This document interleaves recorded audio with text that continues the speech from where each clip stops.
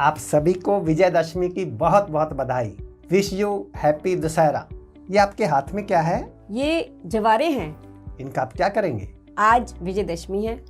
पहले नवरात्रि के दिन जवारे बोए जाते हैं।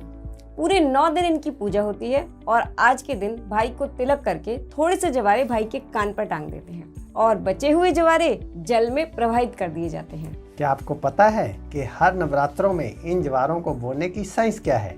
भाई के कान पर टांगने की बात मेरी समझ में नहीं आती। हमारे पूर्वज कौन थे?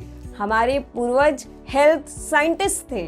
जी हाँ, प्रत्येक नवरात्रों में ये इसलिए बोए जाते हैं ताकि सब लोग नवरात्रों का उपवास इन्हीं के रस पर करें और पूरे 9 दिन में अपने शरीर को साफ सुथरा करके डिटॉक्सिफाई कर लें या NLS व्हाइट या ग्रीन चार्ट पर उपवास कर लें तो अगले 6 महीने के लिए हेल्थ इंश्योरेंस हो जाएगी। आज का विजयदशमी का त्यौहार जो कि अधर्म पर धर्म की, असत्य पर सत्य की जीत का दिन है, वह बीमारियों और दवाइयों के अंधविश्वास पर स्वास्थ्य की जीत भी है। इसीलिए हमारे साथ प्रत्येक व्रत त्योहार की हेल्थ साइंस को समझकर बिना दवाइयों के स्वस्थ जीवन पाएं। एक बार फिर आप सभी को विजयदशमी की हार्दिक शुभकामनाएं।